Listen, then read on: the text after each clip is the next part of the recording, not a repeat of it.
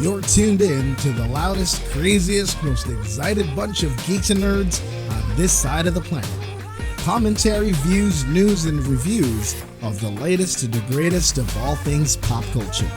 From comics to toys to video games to anime, cartoons, film, and TV, you're about to dive into everything nerdy and geeky in between. This is BJG. This is Captain Mike. This is Noch. This is Vaping 2.0. And this is the G3 Podcast. Gamers, Geeks, and Good Times. Our room is smelling salompas, and today is G3 Podcast Day. Welcome, ladies and gentlemen. This is the G3 Podcast with your host, BJG. It's a Friday. Time to wind down that week and have fun talking to your guys, to your homeboys, to your boys, to your girls, and everybody in the family. Welcome to the show, guys. Really hard-pressed week, but we're here to make it fun. We're going to be talking about a lot of good stuff tonight, especially some look-backs and some throwbacks to our past events and the things that we really enjoyed. Now that a certain ESGS is on its way, we're going to be talking about that. But saying hello to everybody that's on the stream right now. Welcome to our viewers. Hello. Feel free to send in your comments. Just chat with us, hang out with us, and a few stars wouldn't help too. It wouldn't help. But check us out also on YouTube, on Twitch, on Instagram, on Twitter, on TikTok, and we have a couple of great news coming your way. But let's get this show started, ladies and gentlemen. Napaka-relax ng gabing ito dahil salompas is the answer to everything. First, let's all welcome the guy who will use salompas more often than not. Captain Mike is in the house. Welcome, Captain Mike. How are you, sir? Hey, what is happening, boys and girls? This is your captain speaking. It's already Friday. Join us as we talk about a lot of things over here at the G3 Podcast. Medyo nagbabago yung script. Bago ba yan? Just like my hair. Yeah, you're not going for your Justin Bieber hair. And I'm like, what? Fuck, man. Let's go. Talking about somebody with great hair, he's not showing anything, and of course, in a different location, Noch is in the house. Welcome, sir. Welcome, Noch. Hello. Is it J-Fit? Is that a new model? Ooh. Sarap. Nakamute ka, pare. Parang solid yung... Minute solid yun, Mike. Nice one, Mike. Bagoy ng joke mo, bro. It gets old, Mike. Like you. You're old. Just like your joke. Good evening, everyone. Ito.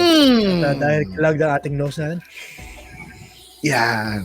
Hipak pa more. Yan. Kung sa akin sa lompas sa'yo, katingko ba yan, pare?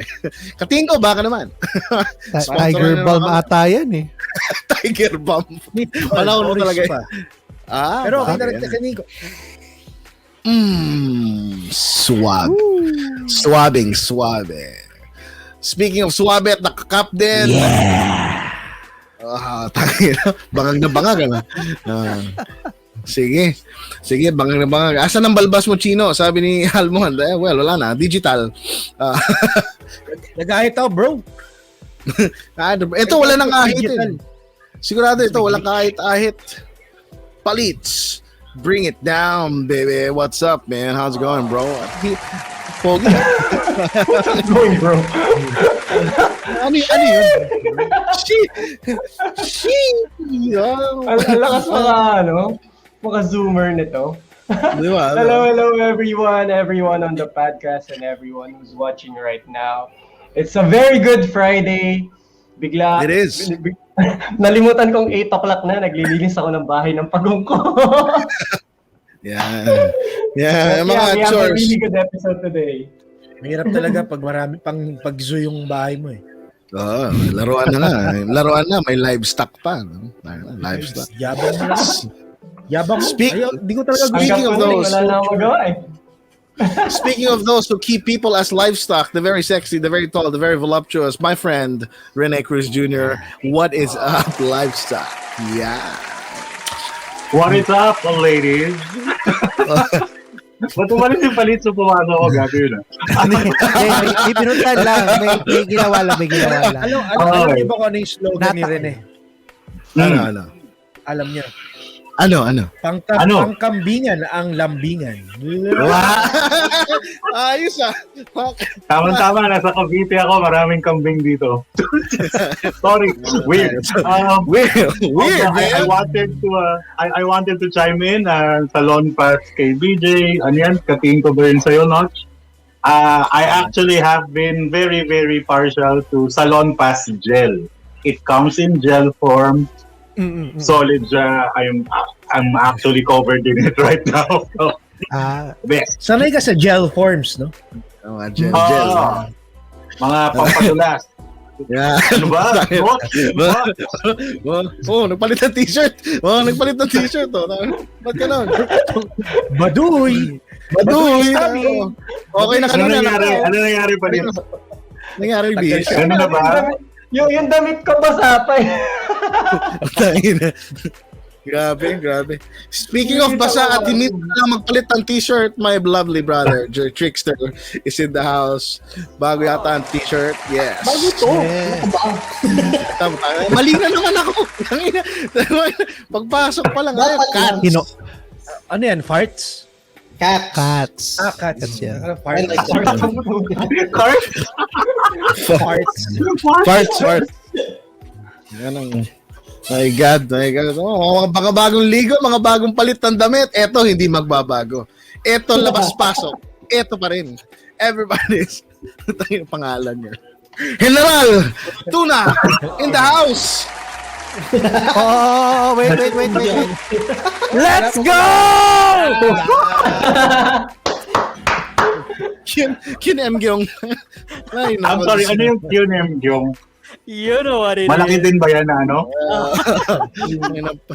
Ang pangalan yung nung isang araw Indonesian no. Ngayon Korean. Asian tour ni Asian tour. That, ladies and gentlemen, this is the panel. This is the evening, and these are the guys who's gonna walk you through. Ito na yun, wala tayong magagawa. Ito na. Hanggang dito na lang po, mga kaibigan. Ito na yun. More. I was hoping You wanted more? But yeah, guys, I mean, welcome, happy weekend to everybody, to everybody on the chat. But of course, there's no better way to greet everybody than to have our ultimate segment. Captain Mike, do you got this? Yes, I got this. Yeah. All right, we're ready for the timing part. Ready for the timing. Ready for the timing part and ready for the Batian version by Captain Mike. Okay, start tayo dito. Sabi dito sa comments from the top.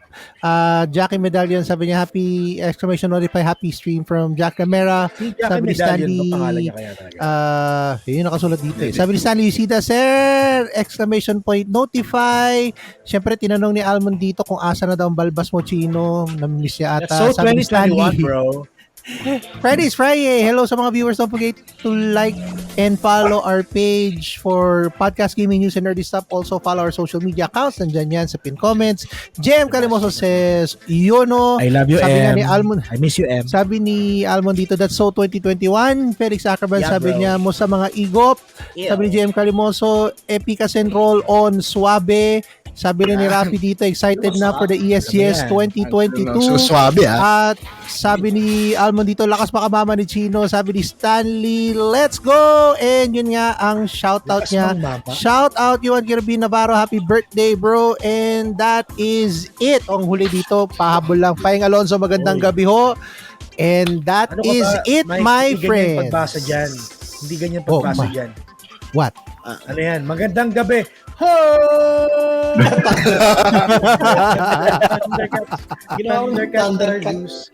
Pare, nandito tayo sa sa Geek and Nerdy show. So dapat lahat ng sinasabi natin Geek and Nerdy. Magandang gabi. Not the man. If you know, you know. Napagod ka, Kap. 1 minute kang nagbati. Okay ba? Okay ba? Nailabas ba lahat? Naubos naman natin lahat. Naubos. Swabe, no? Swabe.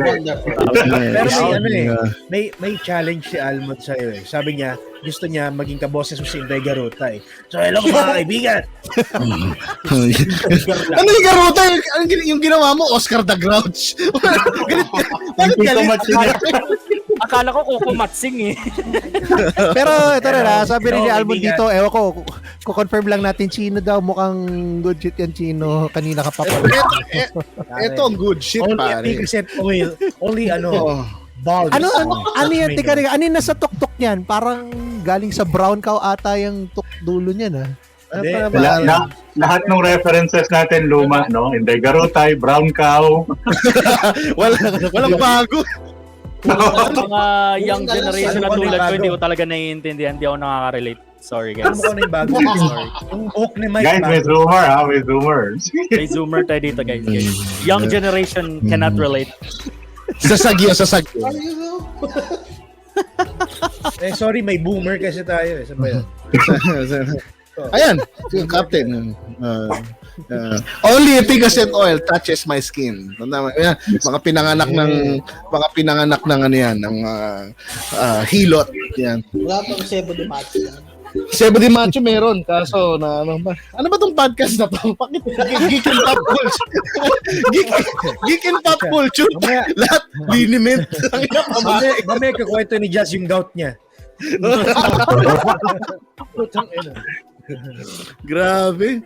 But yeah, man, that's hopefully these are the products that we will sponsor in the future, no? Kasi Pagalaman Orispa, Efficacent Oil, Tiger Balm, Salompas, yan. Model na. White flower, ganun. White flower, yan. Wow, white flower. Omega painkiller, yan. I'm just wondering, no? We never see these things sold outside of Mercury Drug. You know? Mercury Drug. No, it's the only place that you can buy it. Like before, if you go to the groceries, SM, Landmark, nandun yun. May isang aisle. Right. May isang aisle. Guys, yung teka lang, Mike, para lang sa kaalaman ni Mike, no? SM sa atin kasi, Shoemart pa yun sa kanya. Uy, gago na. Nabutan ko yung Shoemart, Brad. Kubaw pa yun. Wala, hindi kami nagugulat ka. Yeah, I'm just ginagawa pa lang nun yung glory, quad pa nun dati. Tsaka nabutan ko pa yung COD, yung may Christmas na umaandar dun sa hindi niya nanabutan. Si Drixter lang.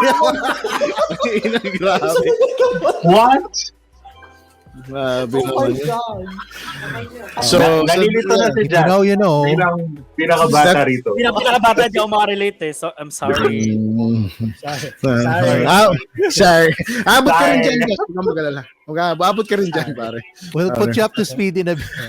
You know what would be funny? You know what would be funny if the events that we go to, one of them is sponsored by Efficacent Oil or I don't know, like Salompas. Dude, I was sponsored by Efficacent Oil last year. Like the relaxant oil. Are you fucking kidding me? For real? Serious. I have posted promotions promoting that relaxant oil. Nice. What the fuck? Tell us about that. What the fuck do you mean you get sponsored by Efficacent Oil? You don't hear that sentence a lot, eh. So please, what the fuck? Tell me about it. Because there's this one guy, a friend of mine from Coronadal City, tinap siya ng parang local distributor yata ng parang Efficacent Oil because they're releasing this relaxant oil. The Efficacent Oil siya na parang roll-on that comes in like these small bottles. May Efficacent pa ba tayo dito? Yung Efficacent na Akala ko Efficacent Oil na drops. Ang roll-on na parang nilalagay dito, parang ganun. So tinap na din ako.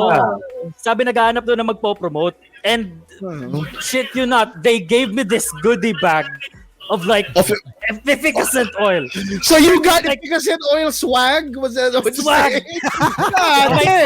Kasama tote bag. Kaya pala hindi sumasakit mga kasakasuan mo eh. Parang carpal tunnel, mag-Efficacent Oil. Mag-Efficacent Oil. Habang nagdodota, mag-Efficacent Oil. Para Like, walang lalaking bote, and then like small ones. Like, alam mo yung palaki, yung bote na parang lahat ng sizes nila, pinadala sa akin. Binigay ko Sana sa lola all. ko ngayon. Sana all. Buti di mo tininda, ano? O kaya nagtayo ka ng pahilot. Ganun, pahilot by Just Komoda, 25 pesos. Ganun. Hilot pilay, ganun. Wala? Hindi ginawa. That would be great, eh. The extra service na hilo. Tapos efficacent oil. Kasi ako gagamitin. Let's go, sir. Let's do this. Hindi ko talaga malilimutan. Alam mo yung Harap sa kandila, na, sir. di ba? Ipapakita mo na kung sino naglalaro sa'yo sa kandila. Naglalaro ang kaya ng una. Tawas. Pero sir, it's time. Let's go! Hindi. Nung tinawas siya, pare, yung lumabas nakaganon. Nakaganon. Nakaganon tawas. So ano muna, pahid muna sa kamay bago let's go o let's go muna bago pahid sa kamay? Paano mo gagawin yun, Jazz? Pahid sa kamay muna, syempre, para ramdam niyo yung hagod. habang habang inaano. Tapos? Paling kay Ainsling. Sige, pare. Gawin nga natin. Let's do that now. Since caster ka, di ba, pare? Gawa ka nga ng isang matinding promo for Efficacent Oil. I-promote mo nga ako Efficacent Oil. Anong sasabihin mo? Halimbawa, nasa commercial ka. Ang pangalan ay Efficacent Oil.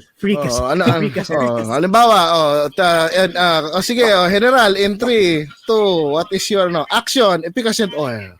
Masakit na ba ang ulo mo sa mga nakakainis na teammates? Nabobobohan ka na ba sa mga nababasa mo sa internet? Or tanga ka na ba sa mga nakaka-chat mo sa mga GC sa Discord at Messenger? Pues, eto yung para sa'yo. Efficacent Oil. Laklakin mo. Kung hindi ka na mabuhay sa mundong ibabaw. Palakpakan niya. Bibili Ang ako sa hayop na yan. Binawa sa just in Ginawa case. mo naman hindi pa rin. banayad whiskey. Pagkainom, lasang Efficacent Oil, lasang blade. Mahagod. Kailangan mahagod din. May hagod pa yan. Kailangan May medyo hagod. may pa-sexy. Kailangan medyo may pa-sexy. Diba? Ito, bibigyan ko isa. Sige. Next naman. Paano yung popromote Efficacent Oil? In 3, 2. Sexy version. Sino? Si Noch. Efficacent Oil by Viva Films. Action. Kunyari lang may ano sa likod May tao sa likod. Sakit ng katawang ko, babe. Okay lang ba bigyan mo ako ng Efficacent Oil? Ang lamig naman sa pakiramdam. Okay, ready na ako, babe. Ready na ako miga, babe. Thank you. Efficacent Oil. May background Turing music bomb pa, for makaka-copyright. Ang galing. I'm sorry, pero I could not stop but think that there's a dirty old man talking to me about Efficacent Oil. Alam mo, Ang sakit ng ulo ko, puta. Efficacent Oil kulang na lang pare pirma. Tama. Pili ko mas hindi bibili yung tao. Yun yung lalabas sa YouTube. Ouch, anak ng likod ko, babe. Ang ouchie na likod. Luko-luko lang ang bibili nito.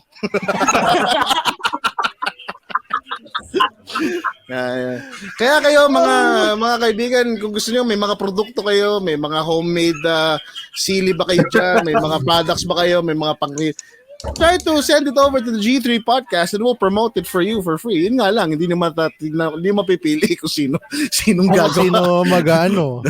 Kung Roulette walo style. kami dito. roulette Roulette style. natin. Gusto kong Uy, maganda actually yun, gusto ko yan. Okay, pagkakuha tayo ng sponsor, halimbawa, Hopya, ganun. O kaya, Marie. Basta tita. Marie, Mikmik. Meron kayo dyan, Mikmik. Basta hopya. Wala kang audio, palits. Wala kang audio. Nagmimik-mik yata to, kaya hindi mga pagsalita. Kala mo Ayan, nagre-recommend na kagad. How, Mikmik. Pare. Yan ang mga paborito ni Pilach How, Mikmik, Munggo, Patis, barbecue. Ulam? Ulam na? Panglakas ng gap. So I was just thinking, why don't we have these brands on ESGS, man, and all those other events that we have? We should get one of them at some point, because that's your target market there. I mean, right now, Red Bull, Monster, right? They shouldn't be in ESGS. Dude, Mountain Dew. Like, one whole week, Mountain Dew ininom namin sa office. Walang Because we're G-Bag. given this huge friggin' panels of 24 pieces Mountain Dew. Katabi ng Mountain Dew, efficacent oil. Tapos nagbibigay ng Pareho bote nun, test di ba? sample. Nakakabasa pa rin. Maliliit. Isipin nyo, nasa grabe grueling esports na game, grabe Dota. Anong kailangan mo? Efficacent oil. Efficacent oil, yeah. Kasi yung mga kakain. Makes sense. Hindi Gamer branded na efficacent for gamers. Efficacent with RGB. Pagbagas na yung boto mo. Efficacent X. Yung mismong Pang gaming style na. Tama. I mean, I don't know what you guys are thinking. They keep putting Red Bull, they keep putting energy drinks on. Like, how much energy do these guys need? These guys are in their 20s, these guys are in their 30s. They have a lot of energy already. You put that in the nursing home, I swear to God, that's your target market there. Pero paglagay ka ng mga You would be surprised how much energy they need. Yeah, but that's the thing. That's why they get tilted. Maglagay kayo ng Tiger Bomb. Maglagay kayo ng White Flower. Oh, di ba? Magte-Tekken. Di ba Tekken? Tiger Bomb. Kailangan. Ang ganda ng sinabi ni Pilaj. Sabi? Hirap na hirap magbuhat sa mahinang kakampi. Sakit na ng katawan. Mag-efficacent. Sa loob pa. Hirap ka na ba magbuhat sa mga kakampi mong pabigat? Sa loob pa sa iyong katapat. Ganon na. Yes. Pare, sa loob pas, pare, di ba? Maganda yan. Kasi Mike, bigyan mo naman ng isang spotlight to si BJ para naman. Hindi na, okay na. Tangin na to. Hindi na, okay na po. Meron pa po akong supply ng efficacent oil. Bigat na bigat ka na ba sa iyong mga pagbubuhat ng mga kasamang hindi naman malang makalapat-lapat. Efficacent oil at sa lompas ang iyong katapat. Let's go! Okay ba? Okay. Cut. Efficacent. Good day. Wala bang BJ, curious lang ako. Nung binili mo yung efficacent oil na yan, kasama na yung takip niyan? O pinalitan mo lang para easy access sa'yo? Kasama yun. Parang yun sa Joy. Actually, pinabili ko sa sponge mo ba yun nilalagay? Hindi, ang tamang application ng efficacent oil is maglalagay ka ng kakaunti. Yan, dito kakaunti. Yan, tapos ganon. Ibiwisik mo sa ere, tapos yung particles gaganon. Akala ko yung na-advertise na rin yung Joy na parang, yung efficacent oil na parang Joy. Isang patak. Isang katutak. Antayin mo, pagka nakamukbang episode ang sponsor namin, Joy, kasi walang maghuhugas na plato. Tangina ka walang pambayad. Maghuhugas lang kami. Yung pala yun channel. Anyway, ladies and gentlemen, because we're talking about products and all these things, ito marami kami produkto na nakikita, and sana talaga, sana that's a legitimate request for me. These are the things that I want to see that's new in the scene, because I remember when we were at RGCP, there was an e-cigarette brand there. Right. Cardinals. That was at the time, I thought that it was so out of place, right? Because number one, you can't even smoke at the event. But it dawned upon me, everybody does, or at least a lot of people do e-cigarettes there. So sabi ko, nga no, sakto. It was kind of out of place at the beginning, and then you realize that it's there. Also in POPMUG last December, if you guys remember, one of my favorite booths there was Decada, and I thought, hey, bakit merong mga bote ng dito, may mga bote ng Pepsi, there's these bottles. May bomba na dyaryo dito. Liwayway, di ba? And then it turned out to be such a hit in the entire thing. So shout out to Decada, shout out to RGCP. And that's what we're going to be talking about today, guys. We're going to be talking about the stuff that we really enjoy doing recently, and that's going into events. That's hanging out and stuff in places where we get to enjoy and share moments and experiences with the community in the nerd and geek culture. And that's our conversation for this evening. I want to get started off with a question, though. before, and this is a question for everybody. Pre-pandemic, when I say pre-pandemic, it's like a year or two before 2020, right? So 2018, 2019, right?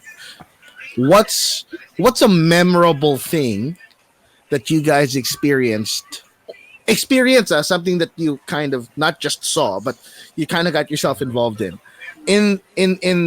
events like ESGS, REVMajor, what else, RetroCon, and all those things that you've experienced. Did you see efficacent oil? Were you able to use Tiger Bomb? Mga ganon. Let's get started with the guy who actually does and organizes and hosts events. That's General. Alam ko nag-host ka ng mga event. Ano bang may mga kwento ka ba na Alam namin nag-hosto ka.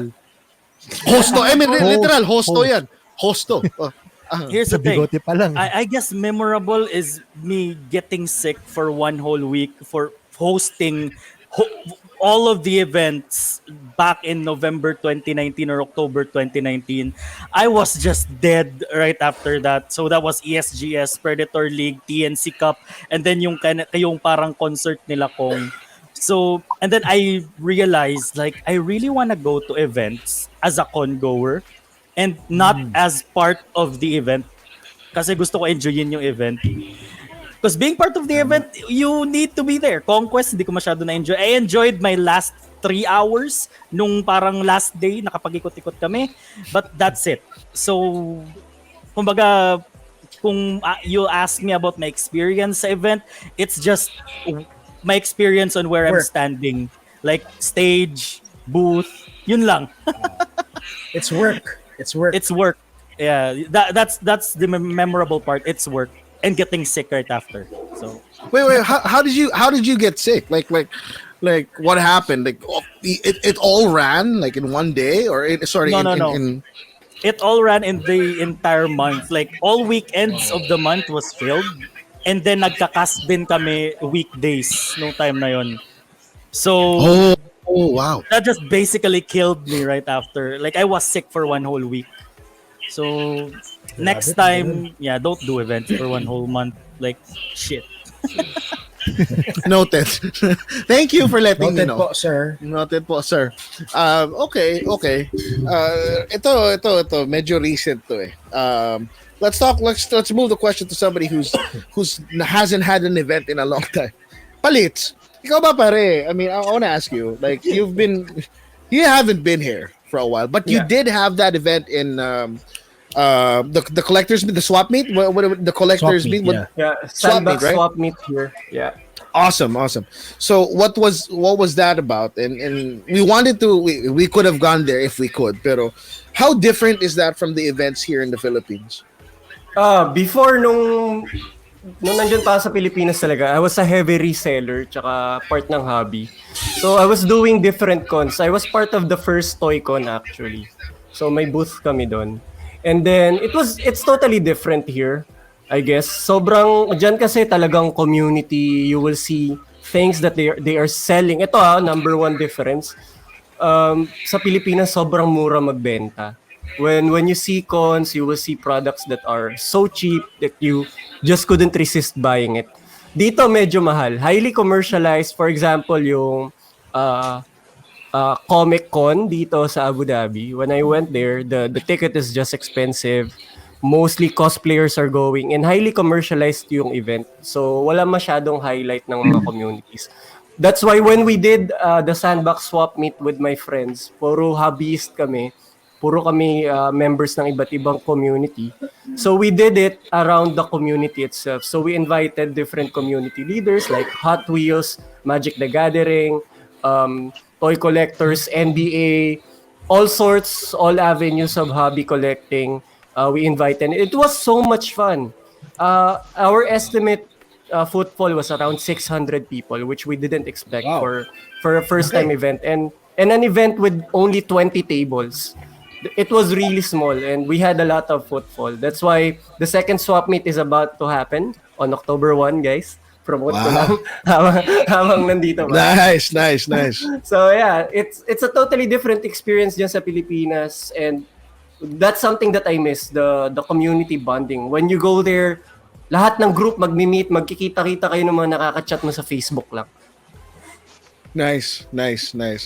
Well, October 1, tama ba? October 1, it's Yes, gonna happen. October 1. Are you gonna cover it or what? Yes, definitely. We're gonna cover that for G3 and I'm gonna create content around it. We're gonna do live. Awesome. I'm on Underworks talking to the sponsor of the event and hopefully to do something with G3. So, Nice. Ito, tanongin natin si Rene. Rene has been going to Toy Cons for quite a while now. Like you've been a regular for Toy Cons. But it was your I first. think I've been there since the first one. I don't remember. But it was your first video game con with Conquest. Is that right? Yes. Obviously, you guys know I play video games. I like video games, but I'm obviously not as big on the community as. So I'm not into it the same way as most of you are. So Conquest was my first video game event. The only events na I go to. Here's the thing: I really don't like events. I don't like crowds. So the only exception I make is for ToyCon because I am a toy collector. So to circle back to your original question, pre-pandemic, the last one I had attended was ToyCon. And I was there for like 15 minutes. Because it was the weekend, as usual. I couldn't go the first day because I was doing a show. May stand-up pa nun. Ako, at least. And then Sunday, I forgot that it was on. Mostly because it's a personal thing of mine. After shows, I get drunk afterwards. Nagising ako mga 5 p.m. na. So I was living in Mandaluyong, walking distance to Mega Mall. I went there, paid my ticket, walked in, isang ikot lang, saw something that I liked, I bought it, and then I just went home. So that's why nung bumalik tayo sa ToyCon, it was a big thing for me because one thing I noticed before the pandemic, people in general tend to take those events for granted. Right. So yeah, like I parang my mindset back then in 2019 was just para siyang chore na eh. Like, sige, kailangan punta ng ToyCon kasi I'm there every year. Punta ako doon, and then 2 years it was gone, right? So the first, when you asked me to join you guys for ToyCon, like, yes, it's a quick yes. Okay. Yeah, again, we tend to take those things for granted, and when it was taken away from us, I think it also added to why ToyCon was packed. So aside from the usual appeal, people really miss those events. And as much as I bitch about how I don't like crowds, I am looking forward to attending events now. Kasi the alternative is not very good. Like, okay, I can deal with crowds now since I was away from crowd for like 2 years. So I'm curious, how was Conquest for you? It was an experience. Gusto ko yung ngiti niya kanina nung binanggit yung Conquest. Sabi niya, Kaya, pakipaliwanag nga yung ngiti mo na yun, pare. I mean, I'm focusing on you a little bit because it was your first time. You didn't like video games, and well, you like video games, but you didn't like video game events. You were a video game con virgin at the time. But it was quite the ordeal for you. So what happened there? But then, literally, this is the first year that I started playing online games. I mostly play single player. I like games, not that much. Then you guys brought me to Conquest, and before I continue, now the opinions and feelings expressed by Rene are those of Rene alone, and does not reflect the opinions May disclaimer! May disclaimer, May disclaimer eh. I think, with all sincerity and humility, I think it fucking sucks. I mean, like, are we allowed to do this? As much as ToyCon 2022 revived my love for events again, Conquest, I think, tried its best to kill it for me again.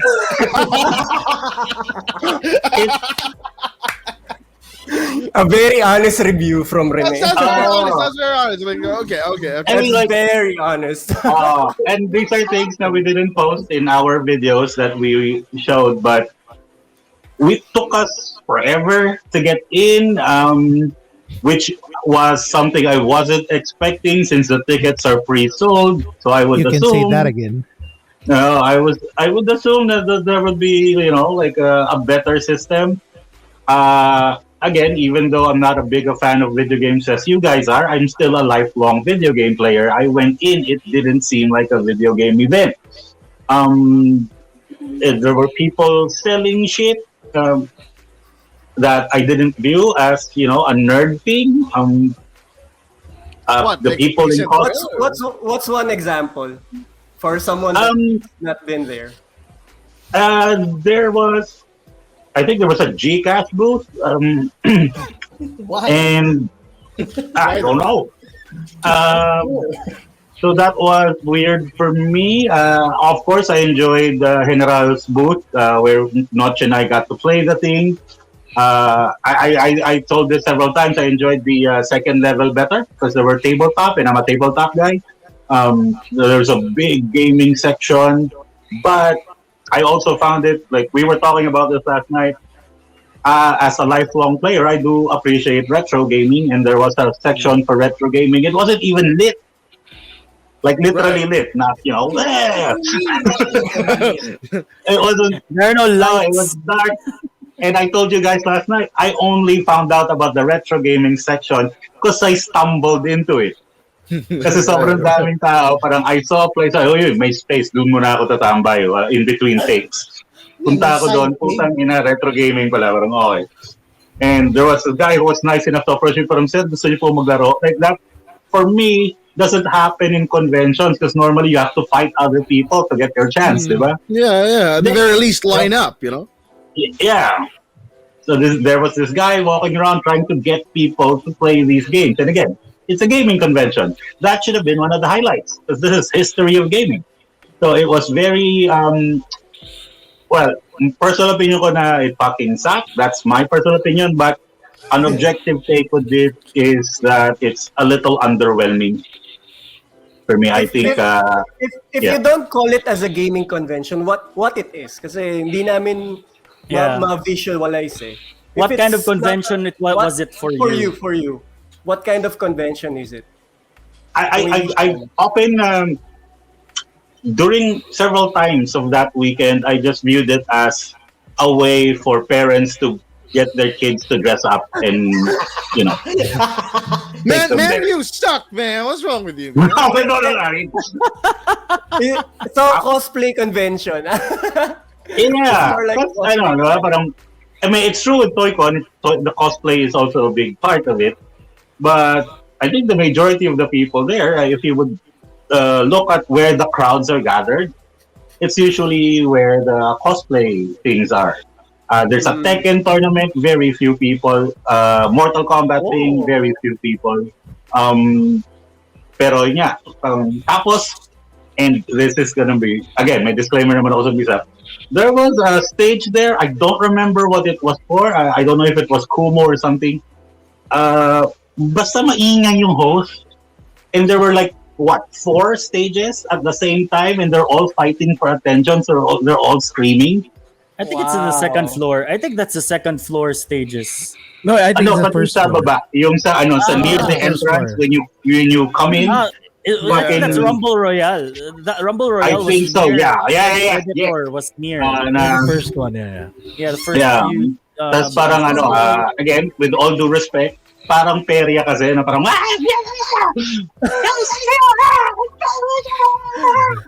Galing nga. Paano? Ang galing nga. Jesus Christ. And I was only there for a few hours. Jazz, I commiserate with you. You were there for the entire weekend, hearing all of that non-stop. So yun. That's crazy. Grabe. And by the way, thank you, Rene, for trying to salvage whatever reputation G3 has and whatever chances we have to get passes for or media. Salamat at sinira mo yung chance na yan. Thank you very much. Salamat din na ako yung pinain mo. I remember very vividly last night that we talked about that we try to be positive. Hindi. And We are positive. Hindi. If you think about it, Rene, somebody has It's to say. constructive. Right. Yeah. I mean, constructive naman. Better you than me. if you notice, apat kami pumunta doon. Siya lang yung nagreklamo. Apat kami nagpunta doon. Tangina, pag kayong tatlo, puro positive yung sinabi. Puto, pagbubulo ko. No. In Rene's defense, I also have my own concerns then. So, I mean, you're not alone, brother, just so you know. Diba? Ano Why are you lawyering up for this no, slander? I ain't no. I ain't lawyering up to Rene. The thing is, somebody has to say it. Either say it now or papahintay mo pa ba na isang taon when it shouldn't be. Yeah, I'd have to agree on that. I mean, it was supposed to be a good experience for Rene, and we all wanted him to experience it for the first time. Say it always. Right? Sabi niyo sa akin, wag niyo masyadong Wag niyo trash be talking. negative ganyan. Don't burn any bridges. Well, it wasn't burned. I mean, it's flaky. There's cinders. Umuusok pa lang. Like I said, better you than me. No, I wanna ask. Not really ask, but I wanna hear what Noch has to say on the matter, because it was going there. It was Noch and I. Coming home was Mike and I. So we kind of got in there with my daughter and her friends, and we even got in earlier than my daughter. Right? I mean, we entered and they were still outside, and the line was long. What was your highlight? Let's talk about that. Let's talk about your highlight of that event. I guess yung highlight ko really was just to be there at the event. As in, yun na yung pinaka-highlight ko. I loved the event. It had a very positive vibe for me. Hindi ko maintindihan kung bakit hindi nagustuhan nila. I guess he's just not that kind of guy lang. Shut the fuck up! No fucking way! Wow! Wait. So I love long lines. I love waiting for me to get there. I love the chaos ng pagpasok mo. Very you have good, to fall in line again. Tapos pagpasok mo, di kayo magkarinigan kasi grabe, utter chaos. Sobrang saya eh. Sobrang saya. Wait, Chino, for context, gaano kahaba yung pila? Oh, it was the best. It was the best. Ang galing nito. It was the best line ever. As in talagang the best line ever. Tuntua ako pag nakita ko mahaba yung pila eh. Sobrang 5 yung pila. 5 layers sa labas. Papasok pa lang ng building yun. Meron ka pang pila sa loob. So, I love long lines. Punta natin doon. Gutom na gutom tayo, pare. Diba? Pagdating natin doon, ang daming kainan. 4 na booth. Of course, again, with me loving long lines, we have to queue in para lang makakain na maayos at saya. Tapos, buti na lang din, nakakain tayo na medyo masarap doon. Low light. Actually, hindi ko masyado nagustuhan yung pagkain doon eh. Kasi, mabilis tayo nakarating. Pagdating natin doon, nakaupo tayo agad, order ka agad, daming kinain. Libre pa tayo ni Daddy. Totoo. Pagdating doon, diba? Pagdating doon, ang daming nangyayari, ang daming, parang naglalabanan yung Rumble Royale dito sa Predator. Parang, alam mo, kulang na lang, magsuntukan sila, which was a great thing to do. Mas maganda kung nangyayari sa kanila yan. Rene would have enjoyed that. God damn. May nagsusukan doon. He might have joined that. No, He might have He joined might join in the mosh pit. In-elbow drop na lang yun.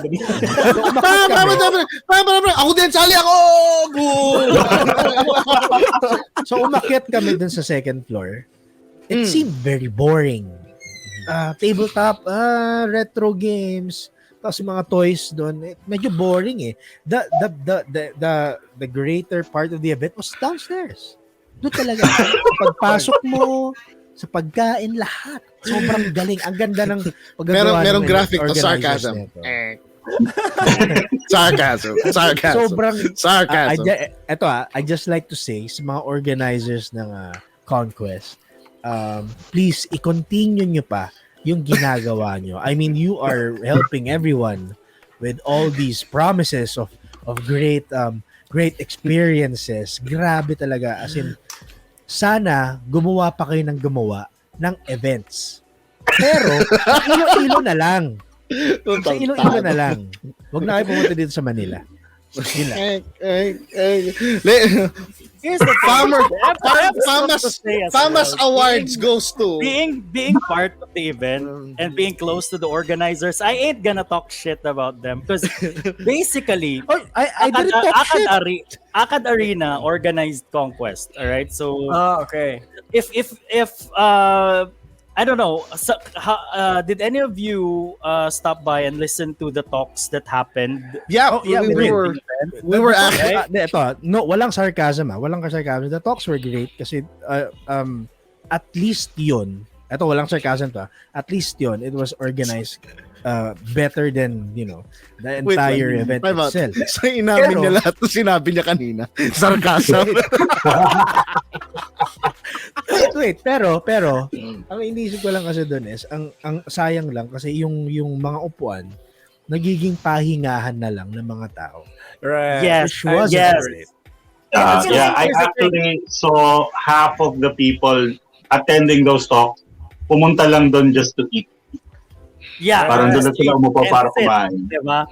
Because the main reason why Conquest happened was it's Akad Arena exposing the people of campus esports, campus gaming. Okay. Diba?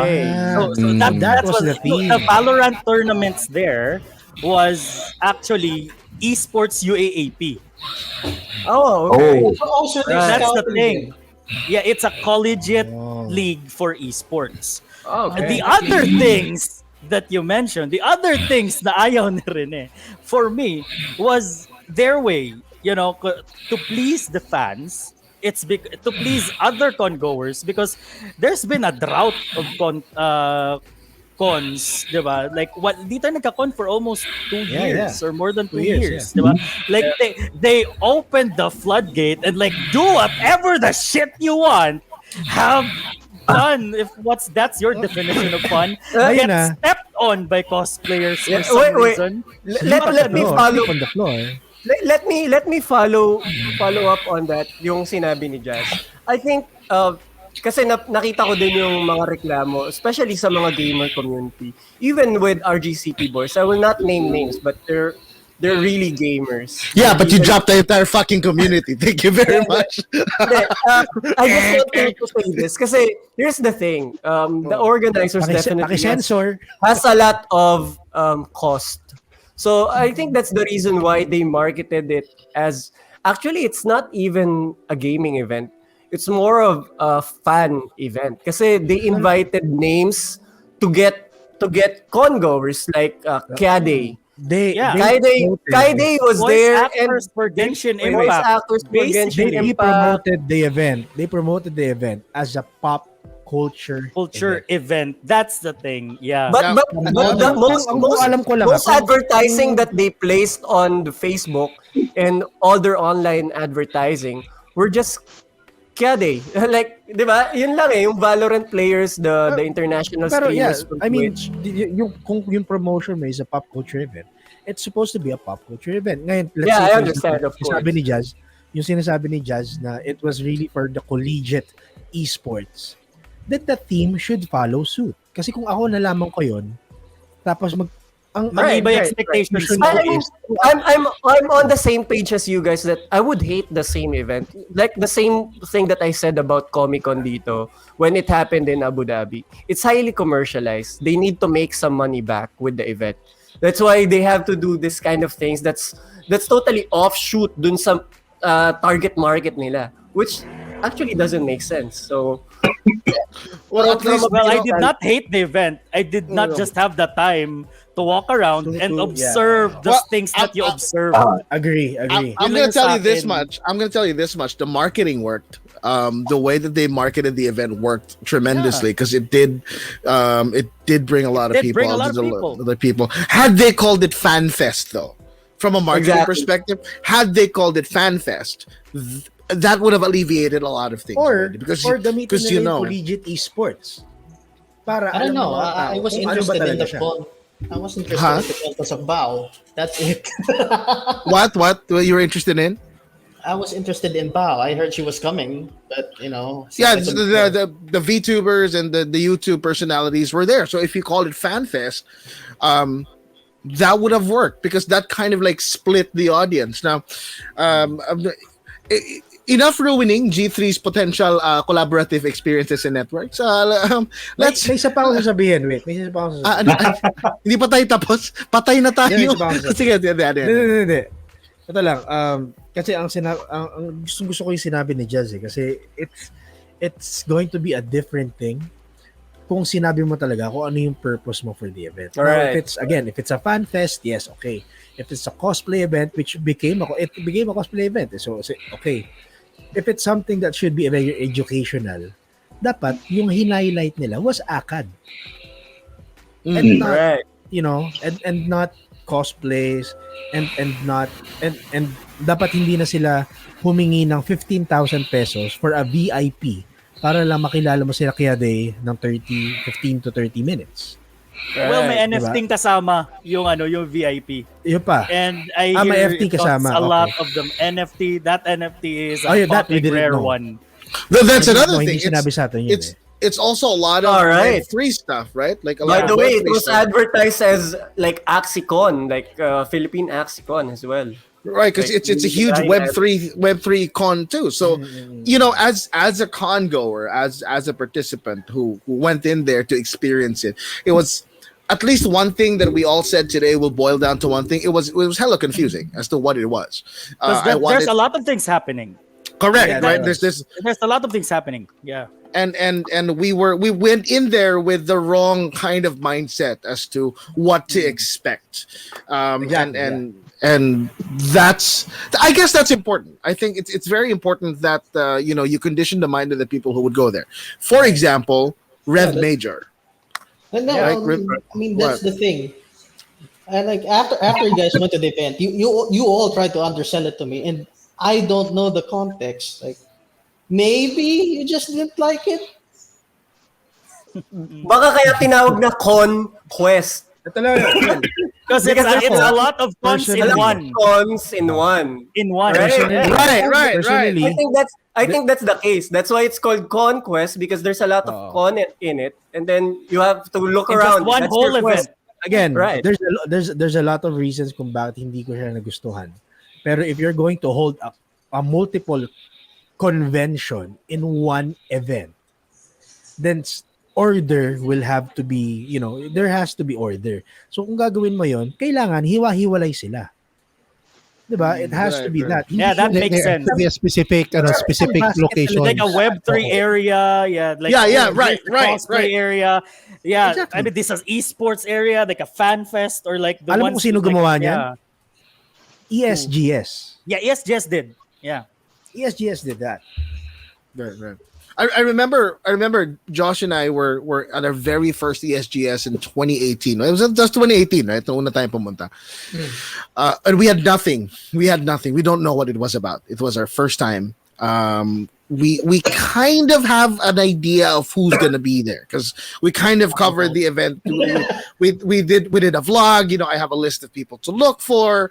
That's where we met. I personally met Ranida Games Ben Banta, and he's friends with Josh, and we kind of just met people along the way, and then I saw a lot of online personalities there, but we really didn't have an idea of what the ESGS was. But the minute we got in there, to me, I know what it was, and it was surprising because Freddy Tan of Ludos Games and Neutral Grounds was also there, and they had that special unplugged, tabletop area. Yeah, I remember.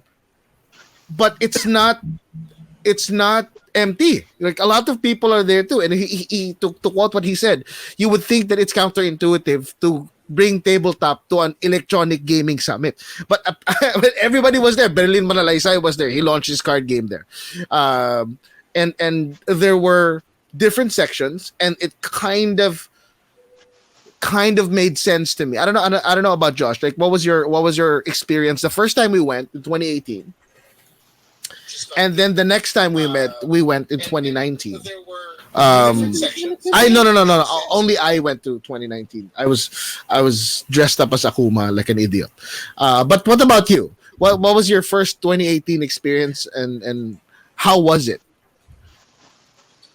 Oh, it was lovely. I mean, my favorite part about that was the indie booths. We got to see a bunch of different indie games there. Some of them are on Steam actually. There's some nice people. Good Night was there, right? Yeah, Good Night. Ruin Arc. Ruin Arc. Bayani was Project there. Sandata. Sandata was also I there. would love to play with people.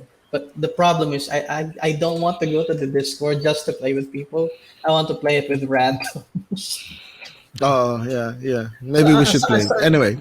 Aside from the indie, the other one I liked was as Noch said before, the line for DMC5. I was Son of a bitch, yeah. Oh, yeah. I was on that line for 5 hours. And I was on that line for a minute. It was worth it. Because we were there when they were turning on the consoles. Buti nga nandun ka, na-try mo agad eh. Yeah. Me, I took had to advantage stand of in that line.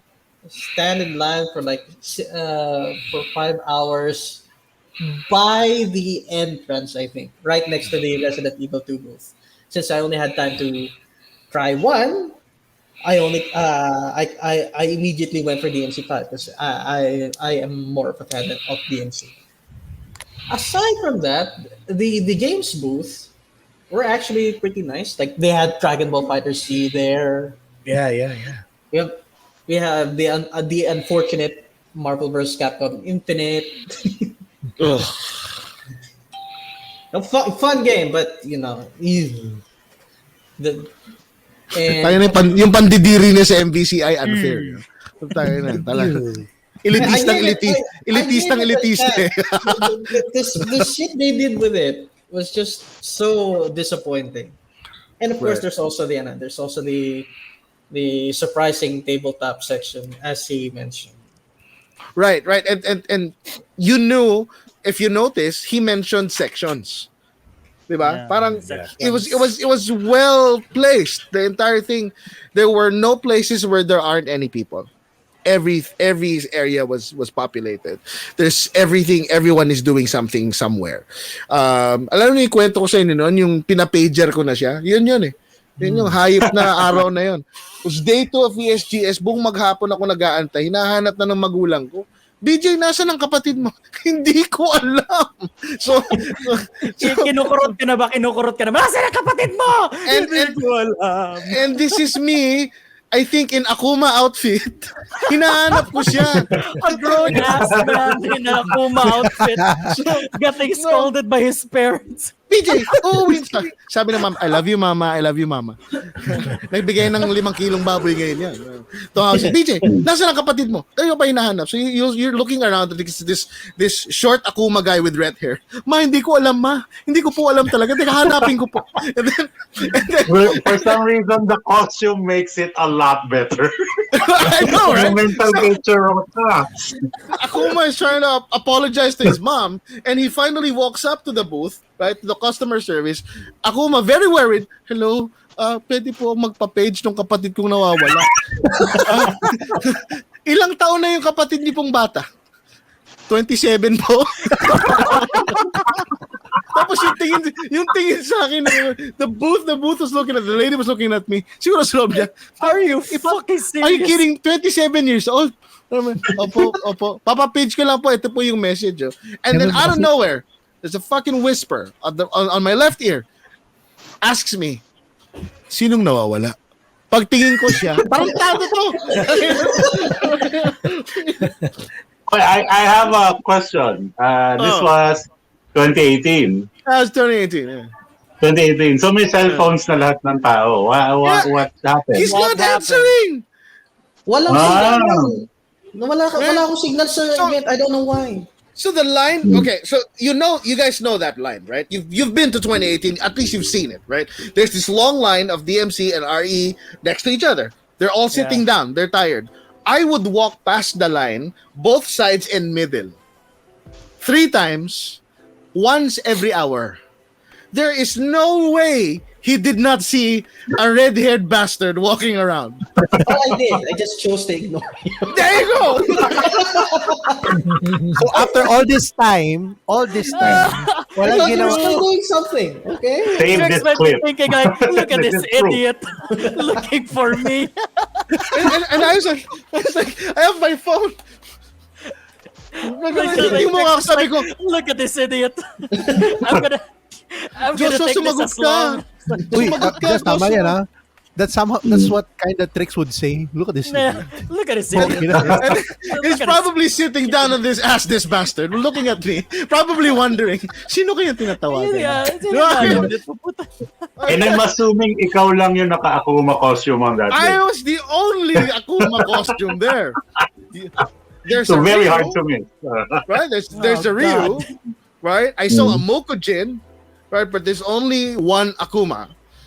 Na parang palette swap Akuma pa kasi greenish pa yung Giko nun eh. So, alam mo yun, hindi yung square, yung napindot mo triangle, ibang kulay. Ganon na itsura ko. So, palette swap Akuma. And he's been looking at me. And, I had to cancel my interview because my mama is looking for us. Tapos, iiwanan na kami. Siya na, ganun lang. That's a great experience. At least, that was a fun experience, right? So next time, No, you lose tricks, you assume that he's just somewhere around looking at you. Dude, alam mo, ito medyo off tangent. Nung nagpunta tayo ng Toycon, masaya ako na hindi ko kasama to. Masaya ako. Kasi ito, kukwento ko lang sa inyo, and for the listeners, makinig kayo ito, kwento namin magkapatid. Ito, pag dininay mo talaga, bubuwi ako ng Laguna. I love how this episode can be titled Galit ni BJ kay Trickster. Sponsored by Efficacent Oil. So every time we go to Mega Mall, my parents and I, with family, right? We go to Mega Mall, right? We hate going to Mega Mall, but it's also one of the best places to go to back in the 90s because it's Mega Mall. It's the biggest SM, yes, right? You have everything there. It is. Every time, and I kid you not, every time during the duration of this guy's childhood, mawawala siya. Yeah, I can't deny that. Oh, see, he would go missing as a kid because he would wander off wide-eyed, probably, pretty lights, and he's going to Tom's World, he's going to fucking Synergy, Comic Quest, or whatever, right? And then we'll find him at the ground floor. Palakad-lakad lang. Ganun lang siya. Tapos, Joshua, saan ka galing? Actually, tinawag ko pala siya. Joshua, pagtingin niya, ba't nawala kayo? Tangina, kami pa namin Kasalanan niyo pa lahat. Kasalanan niyo pala eh. Ang tanong niya, Ang hirap sa inyo, lagi kayo nawawala eh. ayun na nga. Nawawala eh. Bakit kayo nawala? Tarantado to. Magsasara na yung mall, pare. Magsasara na yung mall. Sasabihin niya ako ng ba't kayo nawala. Yun ang magaling. Yeah, Buti na lang may comic quest, no? Buti na lang may Comic Quest. Back naman, Joe, what's up, man? Remember us? you are the reason why my brother kept disappearing in Mega Mall. Okay, let's talk about REVMajor though, because REVMajor kind of is coming back again. So congratulations to REVMajor. Looking forward to the events. We know we have a lot of friends there. Like Dr. Jimmy's gonna be there. We saw AK Noch, right? We saw AK play. And then the Lozano brothers are gonna be there, and it's just a chock full of fighting game personalities. But here's what's unique about REVMajor: you're never going to mistake it for anything else. I mean, sure, there might be some cosplays in it, there might be some product placement in it, but you'd know what REVMajor is all about. It's all about fighting games, and you'd never miss out on it. Expect people who you're gonna see, who you're gonna encounter in REVMajor. Right. Did you guys watch the last REVMajor when Daigo came out of nowhere? that was fucking crazy. That was pandemic, right? That was 20. Yung ba yung nakilala niya si Son of Daigo? Yes, Nobi. Son of Nobi pala. Son of Nobi. That was 2019. Tangina, grab it. It's 2019, right? So it's 2019. And that was the last REVMajor on site. And then the pandemic happened, right? So where were you guys during REVMajor? I mean, did you watch it online? Were you there? Because I know my brother and I watched it downstairs in the kitchen. We were watching it in the kitchen. We were not allowed by our mama. Pero nasaan kayo nun? Yung REVMajor. Did you guys watch it? Ako, I ended up watching it. I was supposed to go there kasi I was supposed to deliver yung t-shirt ni Nick. Binawala ka rin ng mama mo. Hindi. Ito yung funny story about it. True story to. Sabi ko, uy, REVMajor, excited na ako. Sabi kong ganun. Siyempre, mamadali ka. Siyempre, kailangan biscuit, all that. Puta, nadulas ako sa hagdanan. I ended up having a sprain. Oh my God. I ended up having a sprain. Sabi ko, si Joshua? Yung damit yung damit ni Nick. Sabi ko ganun, padadala ko sa... because it is unexpected. So, ang gago nito ni Joshua, no? Na-aksidente na nga yung tao, tinawanan pa, no? Pilipino ko talaga, no? You can't just blurt out. I fell down Ayoko the na. stairs. Sarado na natin yung podcast. Ayoko na. Grabe. Si Trix, si Trix yung tipo ng tao na yung mga pag nadulas ka, tatawanan niya muna, tapos seconds after, okay ka lang. Ganun yan.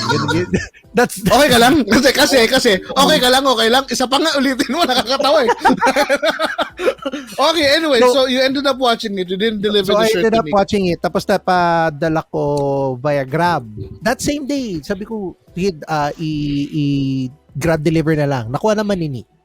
So, yun yung ano ko nun. So, I ended up watching it, tapos nakita ko na lang doon. So, yun, taong bahay ako nun. I ended up. Right. Kasi nahulog ka sa hagdan, right? This is I know this is probably his only contribution to the goddamn story.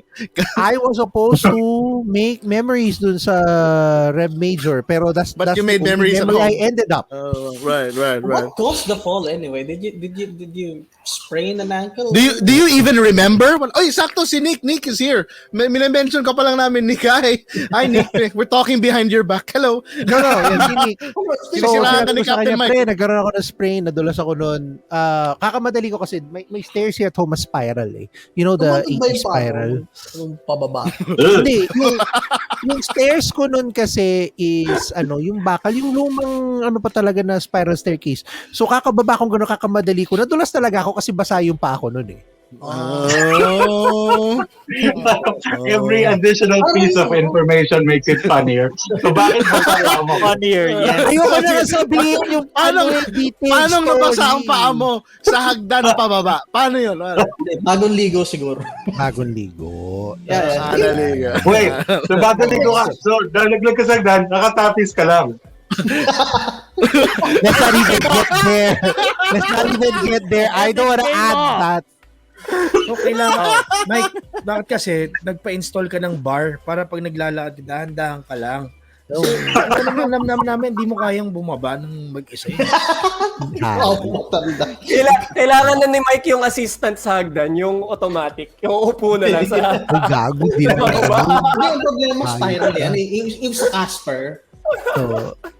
Yung sa Casper, So, gano'n. So, yung nangyari sa akin. So, alam ni Nick yun na, sabi ko, pre, hindi ko madadala yung damit ko kasi nadulas nga ako sa hagdanan. So, pinadala ko na lang via Grab. Nakuha naman niya just in time for him to play dun sa stage.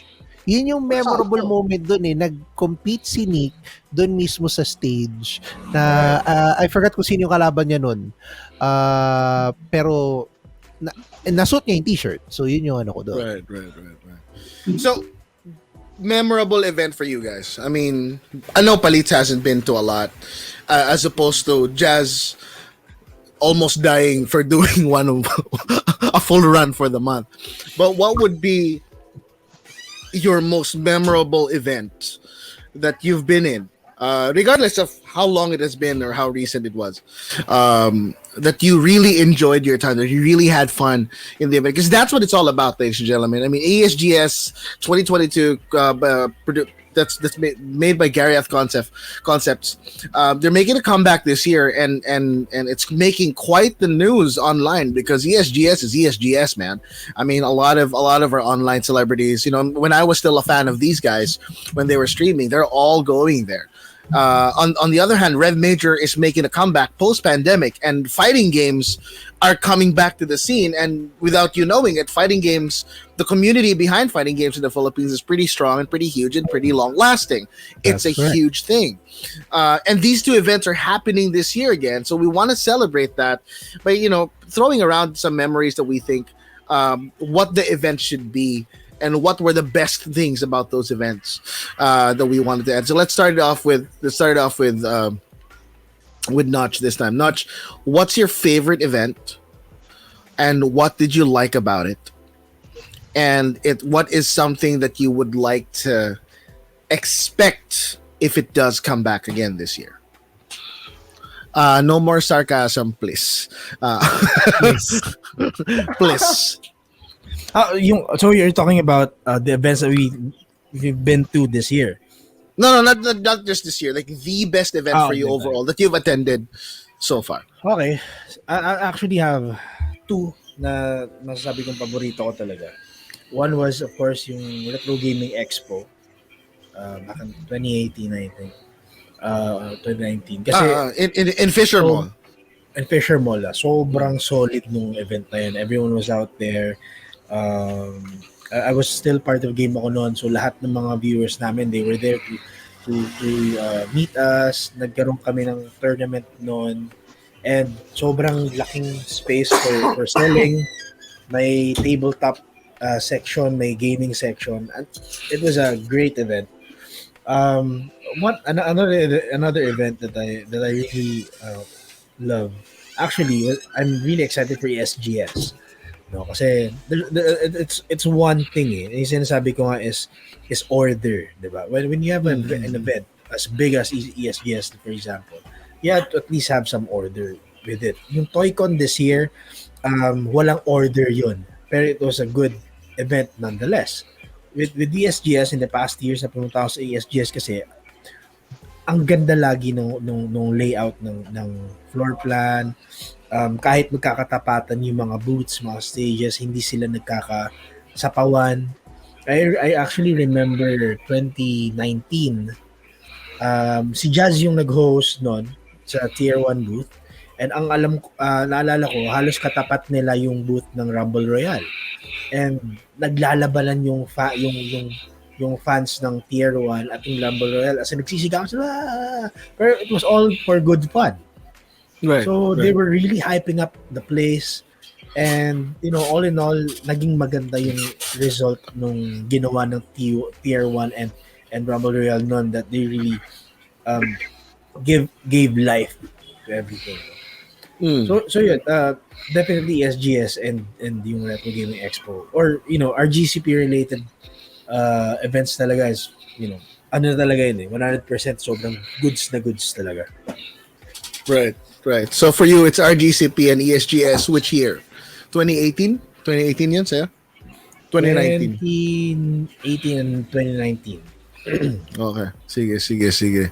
Ikaw, Captain Mike, ano sa'yo? What was your favorite bit? Of all time, sa akin, it was number one itong recent. Napakamahadera nung sagot niya. Of all time, sa akin ba? Sige. All time. Sige, napakamahadera nito. Grabe to. Okay. Ano ba sa iyo? Of all time, it is RGCP, itong recently na concluded RGCP. Saya no? And alam mo yan, it's a very small place, pero everybody knows everybody. Diba? Right.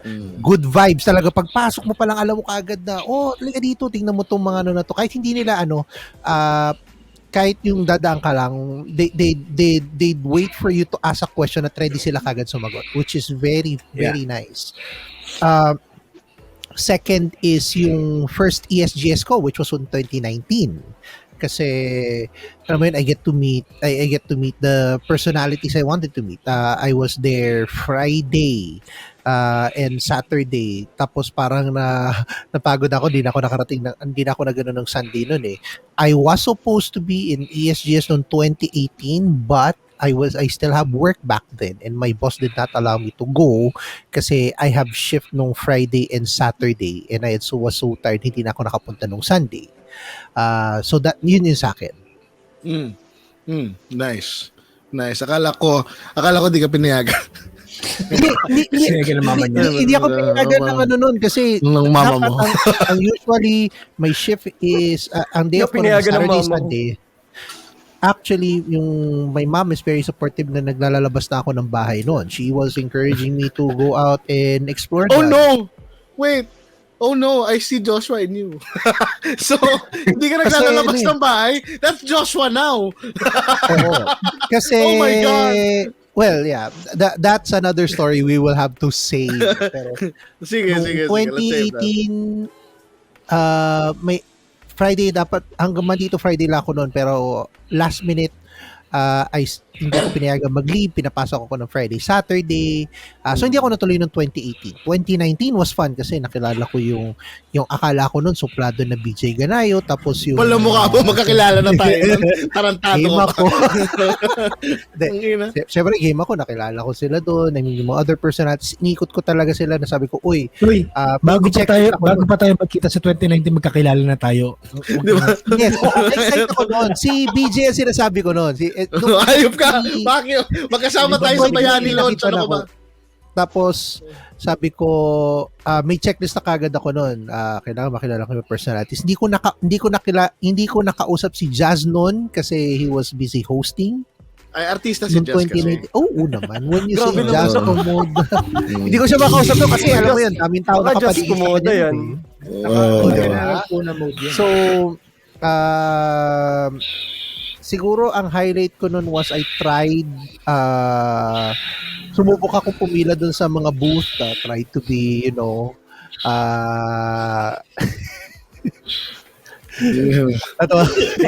legit yung sinabi ni Pilaj legit ko sa dahil sa so ganun. So I was able to meet with a lot of personality noon, sila Chupageti noon, sila Ghost Wrecker, si Aya, tapos sila Rina, sila ang dami. So yun yung checklist ko noon. So I'm excited for the 2022 obviously.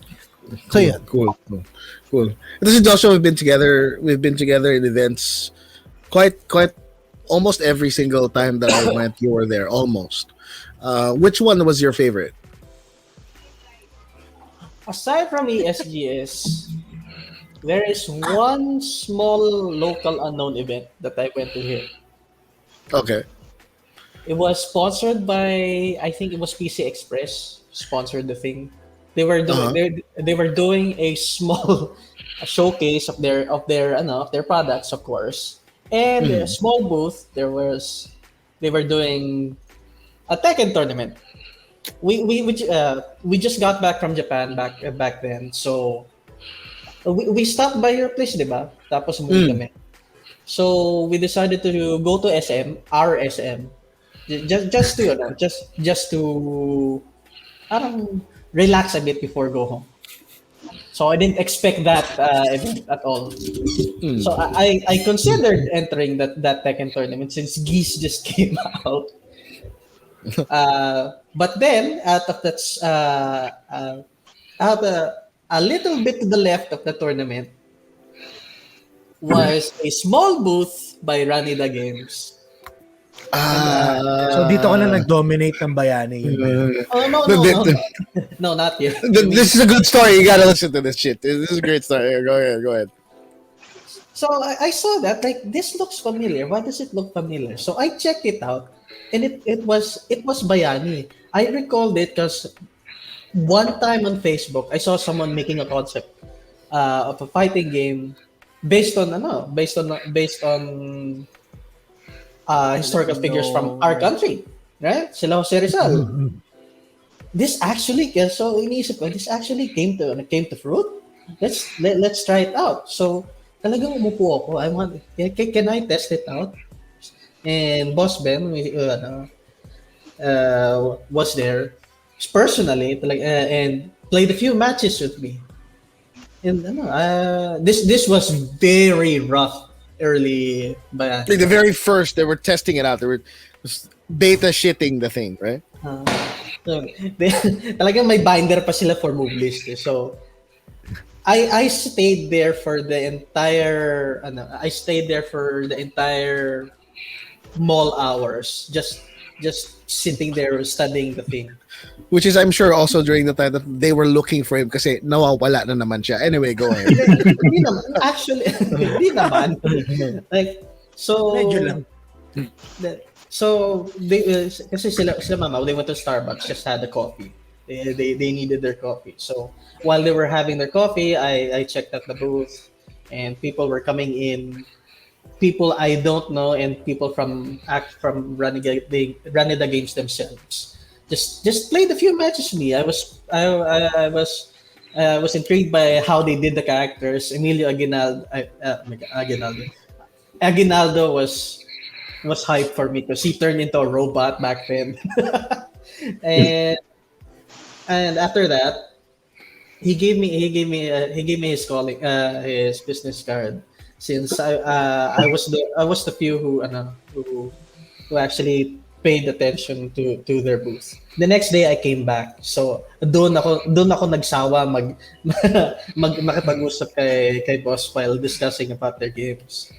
Boss Ben. I hope they're doing well right now. So after that, I was trying to look up their Facebook. For some reason, they were not popping up. Pero I checked their page, the calling card. I realized I was spelling it wrong. No, for real. Like I was embarrassed to say I spelled their thing wrong on Facebook. So, a year later they popped up again on. Was it a year? Was it? A year? No, that was ESGS. Yeah, you were in Japan 2017. So. Okay, yes. No. So a few months lang since yeah. After that, and we met again on ESGS. The game has improved drastically. But before that, REVMajor pa sila, no? I didn't even know they were coming to REVMajor. I would have gone if I knew. After that, ESGS, which was a wonderful reunion. Ben is always a nice guy. So those were my favorite events. Just because I met the wonderful people from Ranida Games. Yeah. And that's where you started, taking shit from a lot of people. And, alam mo, kaaway siya si Alden Pro Gamer. Para shout out to Alden Pro Gamer. Tayo na pare, may bantayan kay Alden. Alden is a Dragon Ball Fighters pro gamer, pro player. He met him in the finals, and he actually has an actual video threat to Joshua. God damn, really? He has a video threat. Like I'm not done with you yet. We're gonna see each other again. Ikaw Palits, pare. Matagal ka nang wala right? Matagal ka nang wala dito. So what was your fondest memory of an event here in the Philippines? I would have syempre top 3, that would be the first RGCP anniversary. Second would be ToyCon, the first ToyCon, and something that nobody knows, there was once a Tokucon. So really? Yeah, there was a Tokucon, yes. So a lot of it was Toku. Tangin mo, Mike. So I was actually a part of that event. Nasisi pa si Mike, umalis ka. Si Chino yun. Si Chino yun. Si Mike yung sinisi, gago. Guys, Sorry, Mike. May quota si Palit. Kailangan niyang binumura si Mike every episode. Automatic kasi pagka may kontra sa akin, si Mike lang yun. Anyway, sige. It was a Tokucon, and the reason why it's so memorable for me, I actually personally met the voice actors of Ghost Fighter, Voltes 5, the Filipino dubs back then. And then they actually came. Unfortunately, there were no big names, but for me, as part of the hobby back then, I was heavily into 90s toys. So when I met them, and I had some actually I had texts signed by those guys individually with the characters. Text. Yeah, the text. Because I know they were coming. So, nung natapos sila, they were walking around, they dropped by our booth, and then walang hiya-hiya, sabi ko, can I have this text signed by you guys. And they were kind enough, and it was really fun. Ang dami ko nakilala sa event na yon from different communities. Actually, the biggest community that I was involved in at the time was Godzilla Collectors Philippines. They are such a big group. Nobody hears about them, but they're such a big group. They collect everything from Goji, Kaijus, and the Pacific Rim, the new era of Kaijus. So it expanded my network and expanded my collection per se, because then I started looking for more Toku stuff. Whenever I go to Japanese surplus, I start looking for certain figures. Unfortunately, it didn't stick with me because it's not my era. It was more of an 80s era, and I grew up in the 90s. That's why. But those are my top age ni Mike yan eh. Papasok ko pa lang, age na kagad ng Oo nga, no? Pagkabukas niya, papanas si Chino. Tarantado po ito. Which voice actors from Voltes 5 pala ang naano mo? I forgot their names. They were the old, like everybody, like every one of them. Fuck, that's amazing. Every one of the voice actors, and then alam mo yung gusto ko makilala ng voice actor. Because by the way, most of them are actually working with the same team. There were like 10 of them actually. Yeah, so, there's like a network for them before. It's just one group, and then most of the people in that 10 group are in most of the animes that we watch growing up. Even Zenki, the voice actor for Zenki, the voice actor for Pokemon, Ash was there. Most of them. Yeah. Do you still have those signed cards? Unfortunately, I gave him away when I was leaving for Dubai. Because I have a really good friend who's also an avid collector. No. It was to a very good friend. Yeah. Very good. He was an avid text collector talaga. At least hindi niya sinabi na unfortunately natalo sa text pare. That would have sucked. We have a small group back then kasi may small community kami ng text collectors.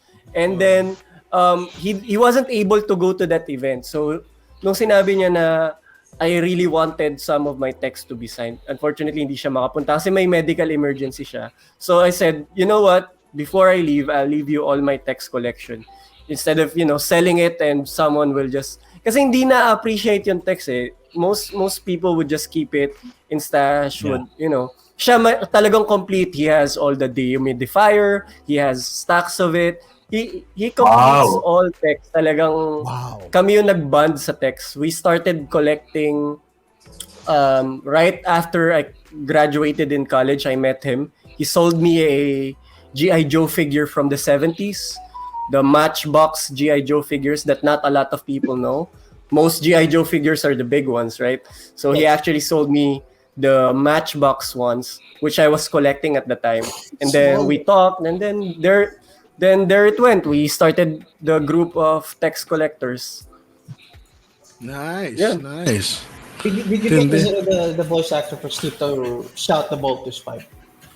Yes, we met. You had to. You had to. You had to. Alam mo yung gusto kong voice actor na makilala pare. Kilala na si Ukirag pa. Yung si Maskman, yung nagpapalaki ng monster. Ukirag pa. Tapos nagre-reklamo after. Hirap naman ang trabaho ko rito. Gusto ko talaga kasi I want to ask him if this is that a script or that you're reading, or is it really just your life? You're called in for one scene and one scene alone. Putang ina. Do you do any other jobs or putang ina si Ukirag pa. Ukirag pa. Maganda. Okay. So Jazz, you do it professionally. You do it as a host. You do it for work, and you get contracted to do it. But outside of the work, which event did you actually enjoy when you had the time in your busy celebrity schedule to go around? Well, everyone's been talking about ESGS. Everyone's been talking about the other cons, but there was this one summit I attended where I did not get to work.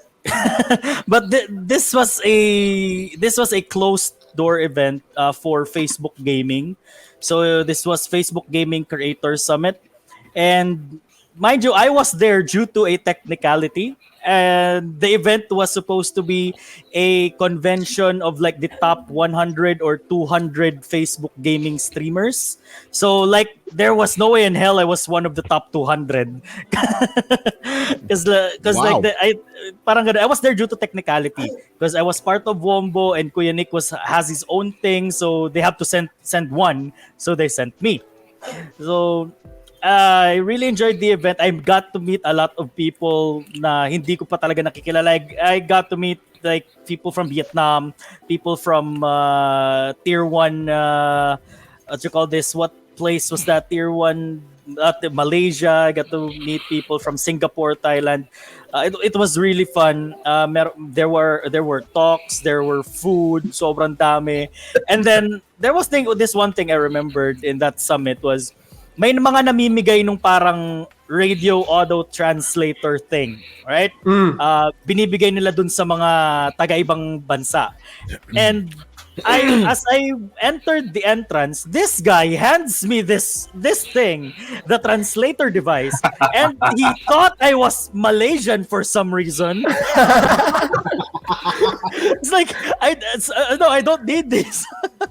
I can speak Filipino and English very. I just want to remind everybody that we are dialing down our bigotry at this moment. We're not going to say any joke. No, we're not going to do anything. So pwede mo sabihin, Malaysia sa pagbigay sa'yo ng translator. Tanan. It's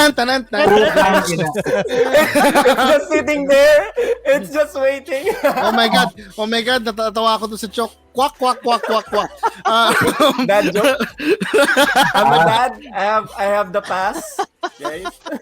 Nagbura ako hindi dahil hindi nakakatawa yung joke. Nagbura ako kasi natawa ko.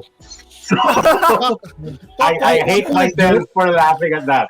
Sino yung nag-joke? Ay, sorry. Hindi ko Guy. Sige, ikaw Rene. Ikaw, you're always a Toy-Con guy, right? Yeah, but if we're talking like events of all time, here's the thing: I'm not an events guy, but when I do attend cons, I do it alone because I less people to think about when I walk around. But I have two events that are my all-time favorites. One, of course, is this year's ToyCon because it was my first one with you guys. So. Aww. Yeah, I'm not trying to suck anyone's dick. It's just a memorable thing. Kasi, again, plus I've always wanted to attend the con for, with people. I am a nerd about those things. Ironically, I don't have that many nerd friends. So, to be able to do that and actually get work done and things like that was very memorable. Plus, I was very excited. I still am about being part of G3. You were very excited, motherfucker? Is that what you're trying to say? You were? I am. Ayaw na niya? May underlying message dyan. Yeah. Plus, that entire weekend, I mean, you've seen the videos I posted. I've had fun. I stayed in the city. I hung out in my favorite bar. I met up with people I haven't seen in a long time. So it's not just a con, but that entire weekend was a great experience. That was my second favorite event of all time. Okay. My favorite event of all time is REVMajor kasi nahulog si Captain Mike Sandan. So that's the best. Wait. I know you had fun. You went to a bar. But narinig mo yun, BJ and Noch, you went to a bar. No. Yeah, you went to a bar. But it's for you falling down the stairs is still, it takes the cake. I'm trying to take it off. No. Ay, sorry, nahulog ka sa hagdan ng nakatapis lang. So that's, that was a curveball right there. man. I think the worst part with that is apparently he fell from a spiral staircase. Is that right? So, spiral. So, nakatapis na siya spiral. So, paikot yung bagsak niya. Ako, hindi naman ganon. Hindi naman bumaba ako ganon. Siguro steps na lang bago bumagsak. So, si Rene, nung Toy-Con, pumunta, nakipagkita, may lunch, something. Diba? Nothing beats falling down a spiral staircase. Kasi hindi lang ganun. Falling down a spiral staircase na nakatapos. Kasi if you think about it, man.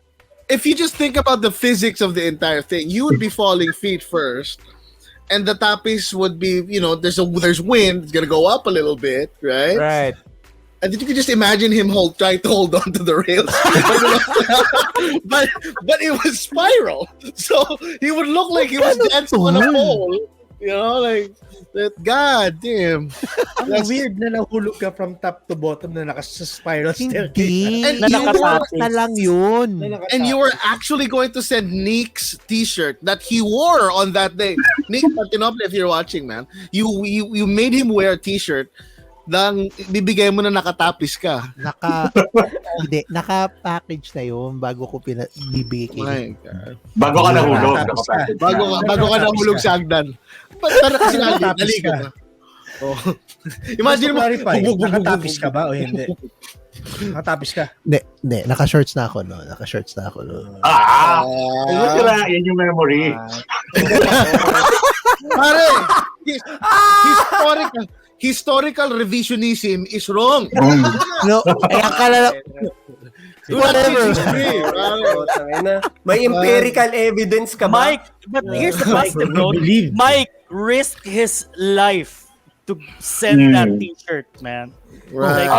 And his balls, apparently.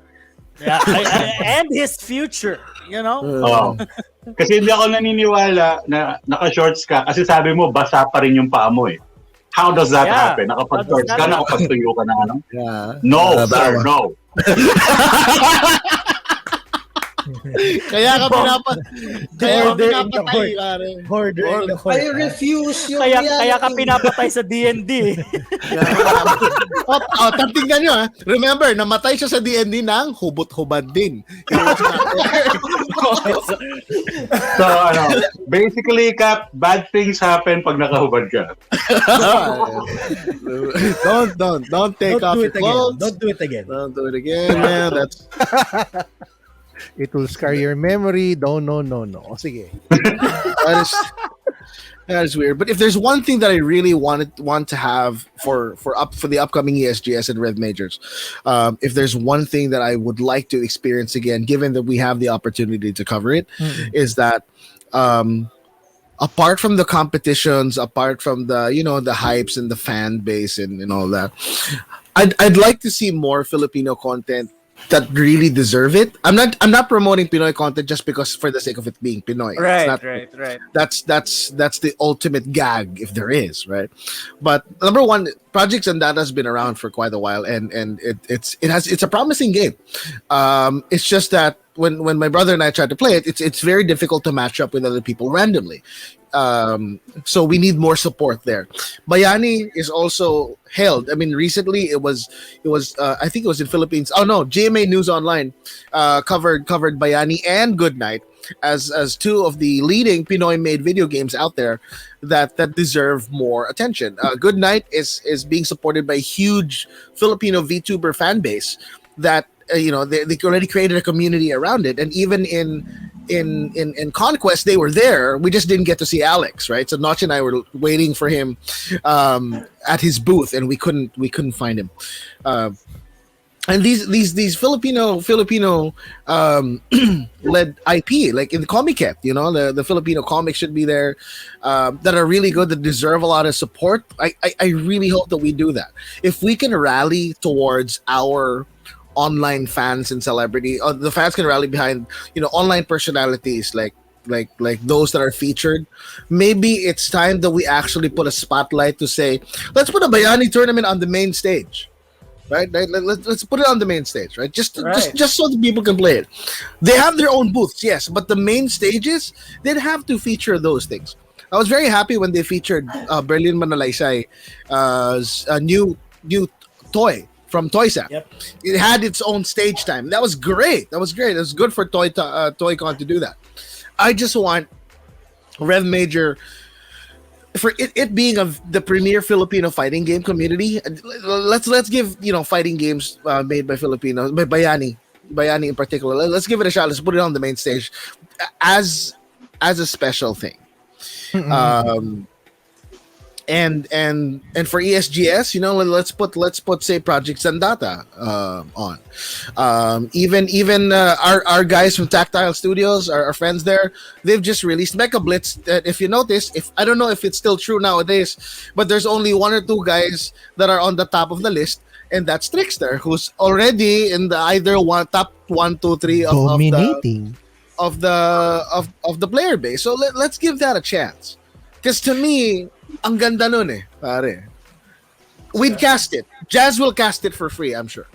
Ako, and he laughs with, anong free, gago? Kahawig pa man din ni Jazz si Jose Rizal sa Bayani. Oh, si Joe. Kamukha niya si Joe I had a picture with like Joe Rizal and me. I saw that. Side by side. Yeah, I saw that. That gives me an idea. Ba't di tayo maglaro ng Bayani? Dang. Laro tayo. Let's do like a low-cost cosplay of the characters or some shit, Oh, wala, panalo ko na doon. Hindi ka na, tanggal ka lang ng t-shirt. palit ka lang ng t-shirt at saka pag naglaro ba tayo ng Bayani kasali si Trix? Hindi. Hindi na naman siya kasali. Hindi. Pag sasali si Trix, pwede sumali si Trix pero isang kamay lang gagamitin niya. Okay. Hindi pwede. We'd still lose. Oh, probably, yeah. Hindi nyo alam. With his eyes closed. Even with his eyes closed, would still lose. Guys, tatandaan natin si Trickster ang isa sa mga unang naging kampiyon ng Bayani. Oh, yeah. Two time. Tangina. Hindi lang, napaka-special niyan, Brad. Biruin mo. So, band yan. Ito pala ang kwento niya. Ito yun. Nagulat na lang ako. Si Bossing Ben Banto, pinuntahan niyan sa bahay. Talaga hindi lumalabas ng bahay. Baliw talaga to. Hindi lumalabas ng bahay. Pinuntahan pa nung may gumawa ng game para iabot yung price niya. Ganyan ka. Kalupit. Grabe talaga. Ganyan ka. Ang masakit nun, ang sabi pa na siguro, wag ka na pumasok dito sa bahay. Wag ka na sa gilid. Nag-offer kang tubig man lang. Pinainom mo ba man lang na soft drink si Boss Ben? Grabe ka. Nag-thank you ka man lang ba? I did. It was Sabi niya parang, sige, marami pa akong gagawin. Alis ka na. Salamat. Salamat. Thank you dito. Thank you.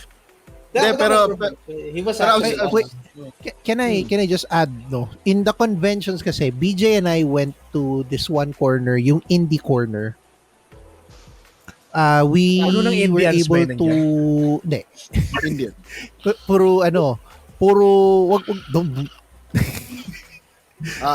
We were able to discover new games, yung mga gawa ng Pinoy. And they also deserve a spotlight on it. Excited ako sa ESGS kasi alam mo yun, may stage doon na malaki. People are going there, lalo pag may mga lumalabas na mga prominenteng tao, they do their show matches or concerts or whatever. Pero I also feel the indie developers of those games deserve a spotlight of their own. Right. Yun yung I even mentioned it to BJ pa noon dati. Sana, sabi ko, may gumawa ng isang segment na that would just feature every one of them because their games are good. All they needed is someone or a group of people who will, promote them. They needed the platform. Pero Mike, kung pupunta ako sa ESGS this year, ingat lang ha. Mamadapa ka ulit Madulas. Pero yeah. Kasi po-promote na yung Wait, what was that indie game na nakita natin sa ToyCon? Oh, which one? The one you're Oh shit. Papi rin eh. I think it deserves a spotlight. It's one of those games that I wanna see it featured prominently. Let's leave it before we ruin our reputations even further. Game Rene, hayop ka. I just want to say hindi pa tapos yun. Wala pang gameplay. I didn't say anything. I asked kung ano yung game. Relax. And we opt not to answer.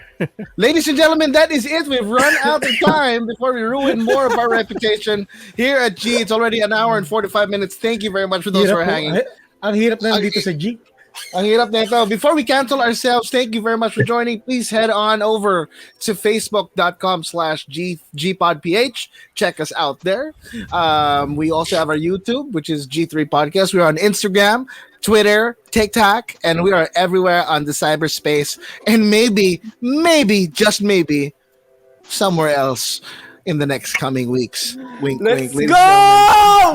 This is G3 Wink, wink. Podcast.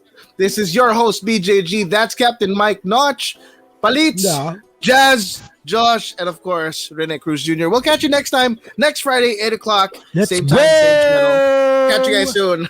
Bye-bye before we get canceled. Bye-bye! I am confused. Palete City.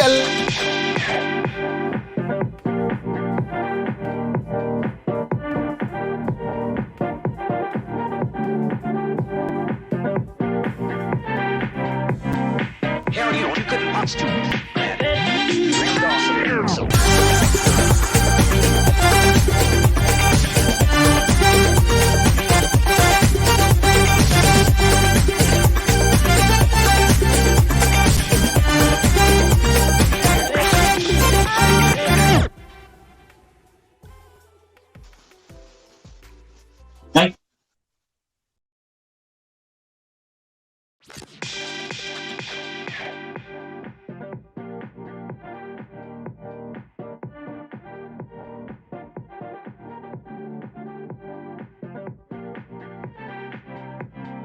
Hell, you couldn't watch too.